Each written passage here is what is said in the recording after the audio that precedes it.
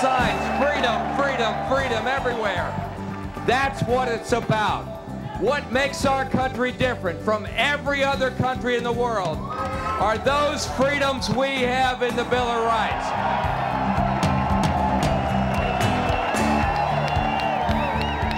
It's very exciting to see all these people out here supporting Freedom First. Freedom is what our country was founded on, and I really feel that it's important that we keep that in mind. It's a freedom issue with me. You know, I believe that we have the right to keep guns and a security issue with my home. Instead of fighting for independence, we're fighting for individual freedom.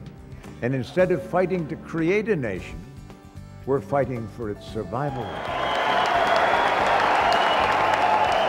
If we lose this heritage, we are losing, very slowly losing our freedom. One of the biggest things that we don't need is more restrictions on the honest, God-fearing, law-abiding citizens. These people who want to restrict my gun right, my right to gun ownership, I want to say to them, how dare you take away my ability to protect not only myself, but my son, my family, my home.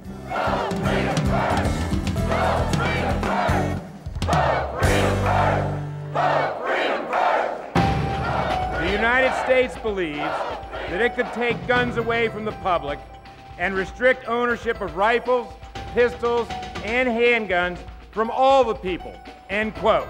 Now that's what they think of the Second Amendment. I feel a little betrayed because during World War II, I was 3 months on the front lines in Guadalcanal. Since then, I've been a hunter and a sportsman. And for someone to tell me that I can't enjoy that after I've gone out and done that duty, I think we've lost our freedoms in this country. I'm not a hunter myself. I don't own a gun, but I do know that if I want to own one, I want to have that right. As a matter of fact, when we saw things going on in the Clinton administration in the area of guns, I went out and got myself a firearm. I want you to think about the agenda here. It's brick by brick, dismantle this document, the Constitution of the United States. They want to redefine our freedoms. I never thought that any of our Constitution would be under attack like it is now. It's like all times have changed. They really didn't mean that, so we're going to change it to meet what we think should be right. And I think we need to leave it alone. I'm 50 years old. I'm retired from one police department and chief of another one. And I have never seen any threat like this to our gun rights. What they're trying to do is complete abolition. That's what they're trying to do. They're trying to abolish all firearms. That's the bottom line. I mean, we're going to wake up one of these days and they're going to go, how did this happen? And it's going to have happened a little at a time. They see no problem surrounding themselves with personal protection firearms because they're special. And yet the rest of us are flat out of luck. And that's really the way they see it. About 17 years ago, I was raped at gunpoint. And looking back on that situation now, I feel that I have a choice. And that is that if I had the firearm I have now, it wouldn't have happened. I'm sure of that. Picture yourself, you see someone or you hear someone in your home at 2 o'clock in the morning. You wake up and you hear this noise in your home. And you think to yourself, okay, I'll grab this cordless phone, I'll grab my child, and we'll crawl under the bed, we'll call 911, and we'll wait 20 minutes. A lot can happen in that 20-minute time. Well, that's why I want to keep my firearm. I have a right to protect myself, and I have made the decision that should a situation like that ever arise again, I will use it. There's never any shortage of new restrictions on law-abiding gun owners, but when it comes to prosecuting the bad guys who are violating existing federal gun laws, the prosecution levels have dropped over 50% in the last 7.5 years. There are 20,000 gun laws on the books already. They are not being enforced. We don't need any more legislation, we need education. We don't need to have our guns taken away to get all the crime under control. All we need to do is enforce the laws we have and take them seriously and make people responsible for their actions.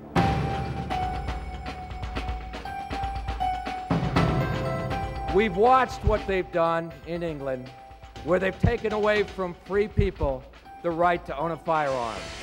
We've watched what they've done in Australia, but I'll tell you this, together as Americans, we are darn sure not going to let it happen in the good old USA.